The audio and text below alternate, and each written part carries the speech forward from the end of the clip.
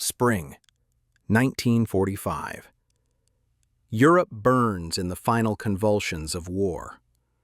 Berlin will fall in a few weeks, but on the other side of the world, in the vast waters of the Pacific Ocean, an entirely different story unfolds. A story so secret that neither Japanese intelligence nor most American military personnel, nor even the residents of the nearest cities will ever learn of it. In the depths of the Pentagon, behind closed doors of offices stamped "Top Secret," American admirals study maps and calculate losses. The Iwo Jima operation claimed the lives of nearly 7,000 American Marines. Okinawa will be even worse, and ahead looms a terrifying prospect: the invasion of the Japanese home islands, an operation that could cost the lives of 1 million soldiers. But there is another plan. A plan born in the snow-covered halls of the Yalta Palace in Crimea, where 3 great powers divided the post-war world.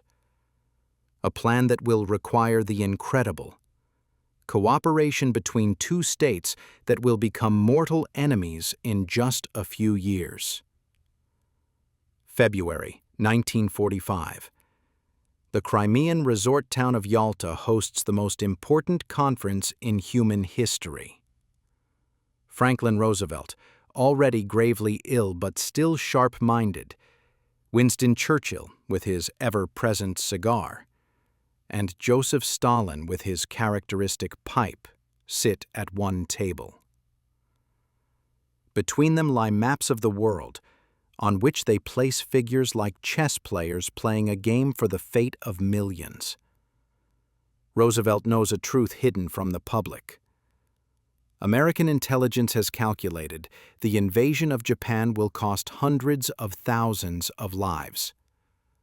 The Japanese will defend their homeland with the fanatical determination they've already demonstrated on every scrap of Pacific territory. On Iwo Jima, 8 square kilometers of volcanic sand cost 7,000 American lives. What will happen when they land on the densely populated Honshu or Hokkaido? Therefore, Roosevelt makes an offer to Stalin. The USSR will enter the war against Japan exactly 3 months after Germany's surrender. In exchange, the Soviet Union will receive the southern part of Sakhalin, lost in the Russo-Japanese War of 1905, and the Kuril Islands. But Stalin sets one more condition. He needs ships, many ships. The Soviet Navy is an army of landlocked sailors. After 4 years of brutal struggle with Nazi Germany, Soviet ships have learned to hunt submarines in the Arctic, break through the minefields of the Baltic, support amphibious landings in Crimea. But all this was in the West, in the waters of the Atlantic and its seas. The Pacific Ocean is a different world. It requires completely different skills, different ships, different tactics. And most importantly, the Soviet Union has almost no landing craft. Those very ships that can approach a hostile shore, drop a ramp right onto the sand, and land hundreds of soldiers under enemy fire. The Americans created an entire armada of such vessels for the Normandy invasion, for the island campaigns in the Pacific. But Stalin doesn't have them. Admiral of the Fleet Nikolai Gerasimovich Kuznetsov, Commander-in-Chief of the Soviet Navy, a stern and direct man, presents his requirements to the American side. The list is impressive. 180 ships of various types, frigates, minesweepers, submarine chasers, and, most importantly, 30 large landing ships, each capable of landing 200 soldiers. On January 18, 1945, Fleet Admiral Ernest King, Commander-in-Chief of U.S. Naval Forces, a stern sailor of the old school, sends a secret telegram to Admiral Frank Fletcher, commander of North Pacific Forces. The text is brief. We will transfer about 250 ships to the Soviet Union. Where can we do this so no one finds out? Fletcher studies the maps. Dutch Harbor? No, too many people, too busy a place. Kodiak? A suitable base, but the harbor is open to storms and reporters could get there too easily. Then his gaze stops on a tiny dot at the very edge of the Alaska Peninsula. Cold Bay. Even the name of this place sounds inhospitable. An abandoned Army base, Fort Randall, closed since November 1944, when the war rolled further west across the Aleutian Islands. There's not a single civilian here. Only wind, fog, cold water, and abandoned barracks. The perfect place for a secret. On February 8th, right during the Yalta Conference, King shows Kuznetsov a map. The admiral looks, finds the tiny dot, and immediately agrees. In mid-February, Admiral King officially establishes a transfer and training program under the codename Project Hula. Why such a strange name for a military operation? Perhaps one of the staff officers decided that Hawaiian associations would distract attention from the actual location in frigid Alaska. On March 7, 1945, Captain William Maxwell, an experienced naval officer, receives orders to arrive in Alaska and take command of Special Task Detachment No. 3294. This unit was created specifically for Project Hula. Its mission: to transform Soviet sailors, many of whom had never seen radar or sonar, into crews of modern American warships, and do it in a matter of weeks. When Maxwell arrives in Cold Bay at the end of March, he's greeted by a picture of desolation. Fort Randall has stood closed for 5 months. Arctic wind roams through empty barracks. Paint has peeled. Equipment needs repair. But there's no time. The first Soviet sailors are due to arrive in a few days. Maxwell tackles the work with the energy of a man assigned the impossible. Barracks need to be repaired and heated. Classrooms are needed for training in radar, sonar, engine management, artillery, minesweeping, damage control. Translators are needed, many translators, because most American instructors don't speak Russian, and Soviet sailors don't know English. Training materials, films, simulators are needed. The abandoned base must be transformed into a school where, in a matter of weeks, crews for the coming war will be forged. And Maxwell succeeds. By the end of March, Cold Bay has classrooms, dining halls, even a movie theater and radio station. A baseball field is built because people need something to do in their rare leisure hours. Training departments are created: anti-submarine warfare, radar, radio communications, engineering, artillery, minesweeping, amphibious landings. On March 23rd, the first guests arrive in Cold Bay, members of the Soviet Purchasing Commission. They inspect the base, discuss program details, agree on schedules. The atmosphere is businesslike but tense. Everyone understands that the stakes are very high. April 10, 1945. In the gray fog of Cold Bay, a silhouette appears. A Soviet merchant ship slowly enters the harbor. On its deck, 500 sailors of the Soviet Navy, in dark peacoats and black sailor caps. They stand silently at the rail, looking at this foreign, cold land. For the next 4 days, one ship arrives each day, each with 500 sailors on board. On April 11th, the steamship Sevastopol brings Rear Admiral Boris Dmitrievich Popov, commander of the 5th Independent Detachment of USSR Navy ships, the official name of the Soviet contingent in Cold Bay. Admiral Popov is a practical and businesslike man. Captain Maxwell would later say that Popov's willingness to cooperate became one of the keys to the entire project's success. Despite the fact that in a few years, the USSR and USA would become enemies in the Cold War, here, in April 1945, Russians and Americans work side by side with a common goal. Training begins on April 16th. 220 Soviet officers and 1,895 sailors begin their studies. They're divided by ship type, then by specific vessels. Each future crew is formed immediately, and they train together as a unified team. The very first days reveal the scale of the problem. Soviet sailors are brave, disciplined. Many have been through the hell of war in the Baltic or the Arctic. But they're completely unfamiliar with technologies that Americans consider standard. Radar. For most, this is a magical device whose operating principle is incomprehensible. Sonar, underwater acoustic detection, is another mystery. Diesel and steam engines of American design work differently from Soviet ones, and there are no Russian language instructions.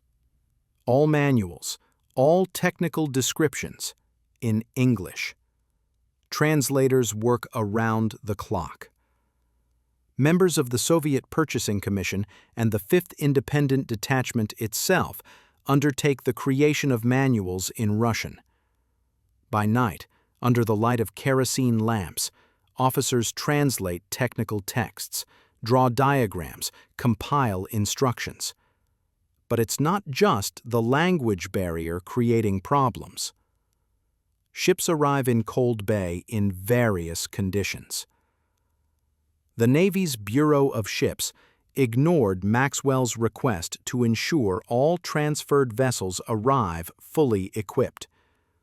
Almost every ship comes either without some standard equipment or with unplanned equipment installed.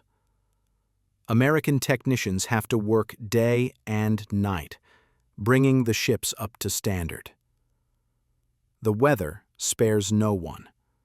Cold Bay lives up to its name. Even in April and May, the temperature rarely rises above freezing. The wind from the ocean cuts like a knife.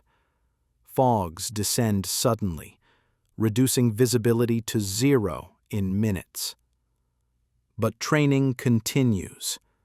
Training proceeds according to a strict program developed, with minimal time in mind. The USSR has an obligation to enter the war 3 months after Germany's surrender. Germany capitulates on May 8th. That means the war must begin on August 8th, and the ships must be ready earlier. First, theory.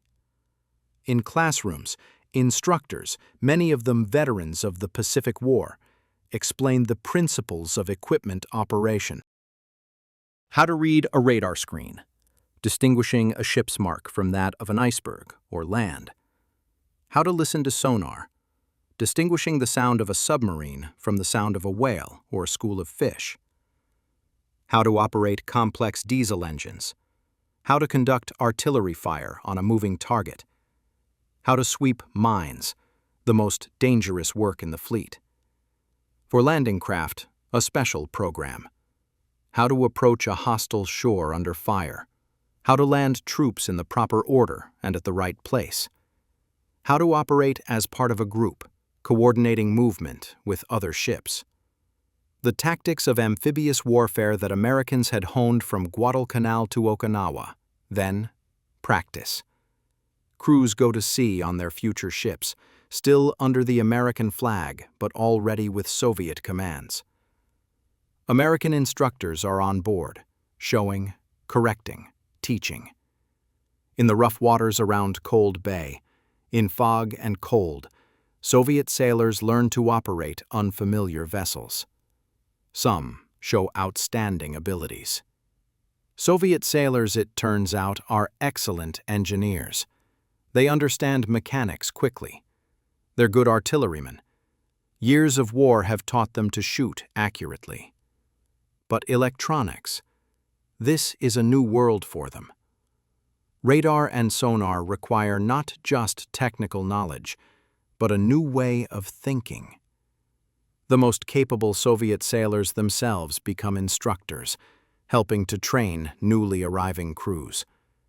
This speeds up the process and helps overcome the language barrier. An instructor countryman can explain in his native language what an American instructor said through a translator. The training program for landing craft crews proves to be the most effective. The first group of 15 large landing ships begins training on May 7th. In 15 days, 100 Soviet officers and 800 sailors master not only ship management, but also the tactics of amphibious warfare, forming attack formations, approaching the shore, landing troops under fire. American sailors from each ship serve as instructors, passing on experience bought with blood in numerous landings on Pacific islands. Based on the experience of the first group, the training time for the second group of landing vessels is reduced to 9 days. These sailors complete their preparation a week ahead of schedule and head home at the end of July, 1945. May 17, 1945. Germany surrendered 9 days ago. The war in Europe is over. But in Cold Bay, another ceremony begins. The first ship transfer ceremony. This ceremony is unusual and solemn. American sailors line up on the ship's deck. A command sounds, and the Stars and Stripes slowly descends from the stern flagpole. The ship is officially removed from the U.S. Navy. A minute of solemn silence passes. Then another command, and on the same flagpole rises the red flag with hammer and sickle. The ship enters the Soviet Navy. The American crew goes ashore. The Soviet crew takes the ship. USS LCIL-672 becomes DS-1. USS LCIL-525 becomes DS-5. The frigate USS Coronado becomes EK-8. Each ship receives a new name, a new destiny. But this isn't just a change of flag, it's a transfer of hope. Each transferred ship is a chance to avoid a bloody landing on the Japanese islands. It's an opportunity to force Japan to fight on 2 fronts. It's a weapon that should hasten the end of the war. Ships leave Cold Bay in small convoys. They head north, rounding the Aleutian Islands, then through the Bering Sea to Kamchatka. The route is dangerous. These waters are full of fogs, storms, floating ice. But Soviet crews, having just completed training, navigate their ships confidently. Some ships are escorted by American escorts part of the way. Then the Americans turn back, and Soviet vessels continue their journey to their main base, Petropavlovsk-Kamchatsky. From May to August, the process continues without interruption. Every few days, a new group of ships lowers the American flag and raises the Soviet one. Every 2 weeks, new Soviet sailors arrive. A new training cycle begins. By July 31st, 100 ships out of the planned 180 have been transferred. In Cold Bay, a strange, almost surreal community is created. American and Soviet sailors work together, eat in the same dining halls, watch films in the same movie theater, play baseball on the same field. The language barrier gradually erodes. Sailors find a common language with gestures, a few memorized words, common maritime terminology. The base hospital accepts both American and Soviet patients. During the project, 440 people are hospitalized, 102 operations performed. The most common? Appendicitis, with Soviet sailors suffering from it 4 times more often than Americans. 3 deaths, 1 American and 2 Soviet sailors. One from coronary thrombosis, the other from intracranial hemorrhage.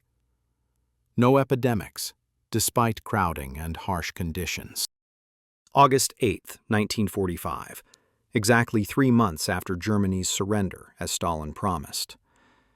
At 11 p.m. Moscow time, Soviet radio broadcasts a statement from the USSR government. The Soviet Union declares war on Japan.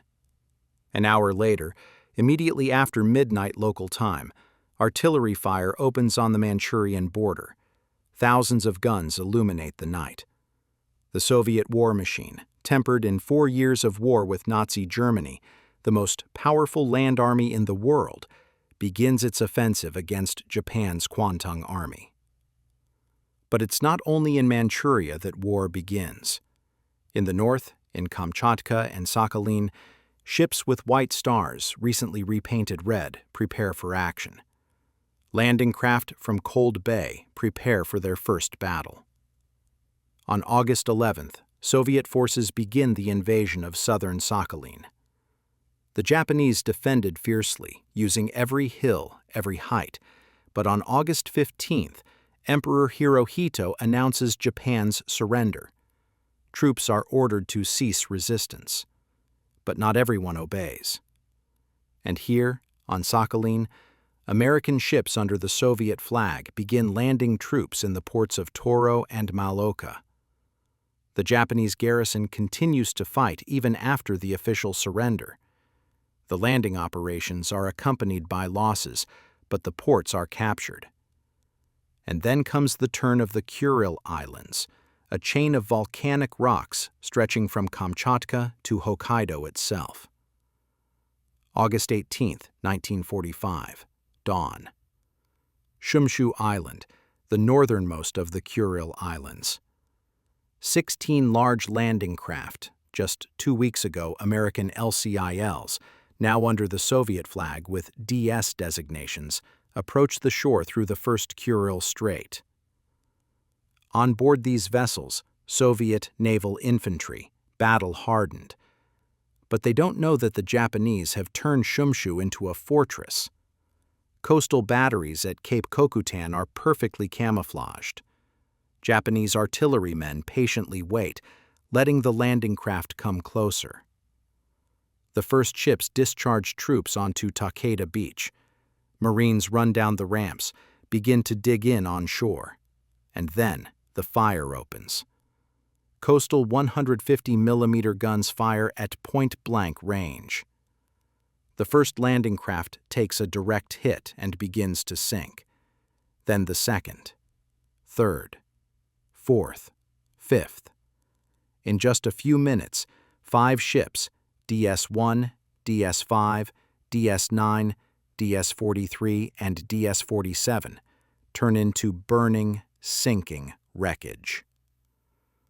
On board were not only sailors, but also radios, Marines' heavy weapons, ammunition.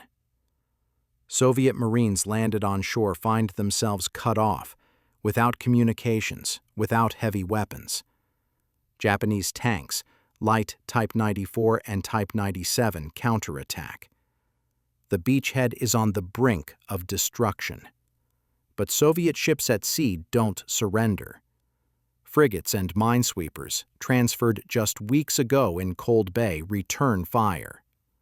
Their 3-inch guns strike Japanese coastal batteries. Soviet aviation from Kamchatka strikes Japanese positions. Marines, armed with anti-tank rifles, knock out Japanese tanks one by one.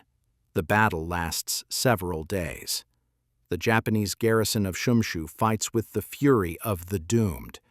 The war is already over. The emperor announced surrender, but they continue to fight. Only on August 23rd does the Japanese command finally obey the order to cease fire. After the fall of Shumshu and neighboring Paramushir, where the main Japanese naval base in the northern Pacific was located, the rest of the Kuril Islands fall quickly. On September 5th, the Soviet Union completes the occupation of the entire Kuril chain. These islands will remain a subject of dispute between Russia and Japan to this day. A peace treaty between the two countries will never be signed, largely because of the Northern Territories, as the Japanese call the southern Kuril Islands. September 5, 1945. A few hours after the completion of the Kuril occupation, Captain Maxwell in Cold Bay receives an order. Cease all ship transfers except those whose crews are already in training. 2 frigates, 5 small minesweepers, and 24 submarine chasers will never be transferred. Some of these ships are already en route from the U.S. to Alaska, but they receive orders to return. Only 4 final frigates, USS Bath, becoming EK-29, USS Gloucester, EK-26, USS Newport, EK-28, and USS Evansville, EK-30, remain in Cold Bay for additional training.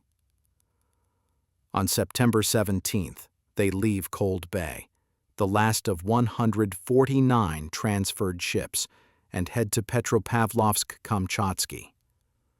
Project Hula is complete. Over 5 months, from April to September 1945, 12,000 Soviet sailors were trained and 149 warships transferred. The largest military equipment transfer program of World War II. But the story of the ships doesn't end there. In February 1946, the U.S. begins negotiations for the return of vessels transferred to the USSR during the war. American admirals want to return 480 of 585 combat ships transferred to the Soviet Union. But the Cold War arrives. The cooperation that existed in Cold Bay now seems from another era. Negotiations drag on. Only in October 1949, more than 4 years after the war's end, does the USSR return 27 frigates. 1 has sunk. The rest are in pitiful condition. 15 landing craft will return only in 1955. By this time, they're so worn that the American fleet doesn't even want to spend money scrapping them for metal. They're simply sunk or sold for scrap back to the Soviet Union. The remaining ships will never return. They'll live out their days under the red flag, be decommissioned, cut up for metal somewhere in Soviet ports in the Far East. What became of the people of Project Hula? Their fates became hostages of the Cold War. Captain William Maxwell continued his service in the U.S. Navy, but Project Hula became his secret for many years. Only in the 1990s, when documents were declassified, did it become possible to talk about what happened in Cold Bay. Soviet sailors who returned home faced suspicions. In Stalin's USSR, contact with foreigners, even with allies, was dangerous. Many of those who studied in Cold Bay fell under suspicion of connections with foreign intelligence. Some were interrogated, some were sent to camps.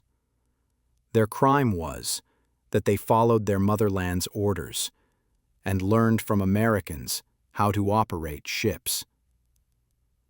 American instructors also suffered. In the McCarthy era, the witch hunts of the 1950s, many of those who worked on Project Hula were called in for questioning. You trained Soviet sailors? You communicated with communists?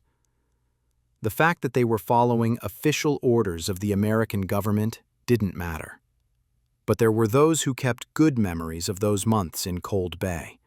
Sailors on both sides of the ocean remembered how they worked together, overcoming the language barrier, cultural differences, turning strangers into allies. They remembered playing baseball on the windswept field, sharing cigarettes, watching movies together, not always understanding the words, but understanding the emotions. One of the Soviet participants in the project was a young officer who would later become an admiral of the Soviet fleet. Until the end of his life, he remembered the American instructors, their patience, their professionalism. Today, Cold Bay is an almost abandoned place. The military base has long been closed. Only a few buildings remain. A runway for small aircraft, a tiny settlement. The wind still howls from the ocean.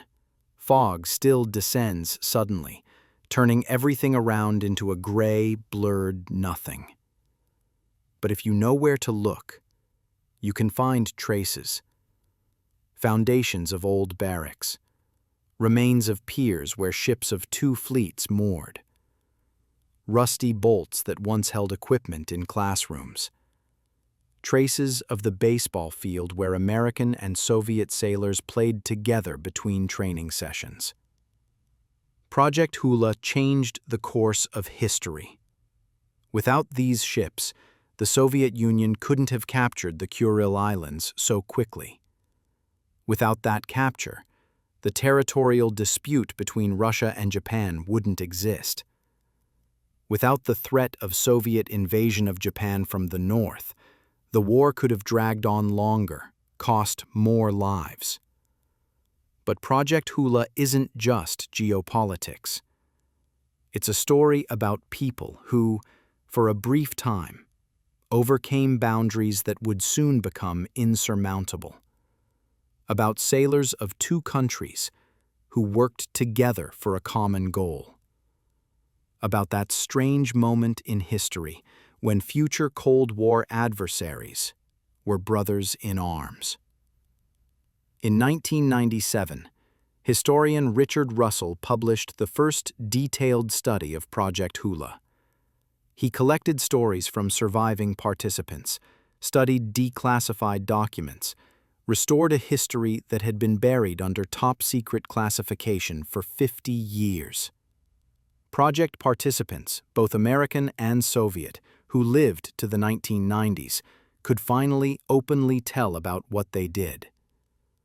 Old sailors met, reminisced, sometimes wept. They remembered the cold of Alaska, the frantic work, moments of danger at sea, the camaraderie that arose despite everything. One of the American instructors, already a very old man, said in an interview, "We knew we were doing something important. We didn't know how important. We just taught Russian guys to operate ships. They were good students. If the world had turned out differently, we could have become friends." But the world turned out as it did. A few years after Project Hula ended, the Cold War began. The Iron Curtain divided the world. Soviet sailors who studied in Cold Bay and the American instructors who taught them became enemies, without even meeting face to face. Ships transferred as a sign of alliance became part of an opposing fleet.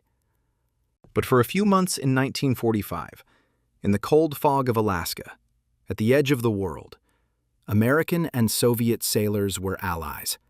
They pursued a common goal: to end the war, defeat a common enemy, save lives. And they succeeded. 149 ships crossed the ocean. 12,000 sailors learned new skills. The war ended. Millions of lives were saved. 5 landing craft lie on the bottom off the shores of Shumshu. Their crews died in the final days of a war that had already ended, but didn't yet know it. Their names are carved in memorials in both Russia and Japan.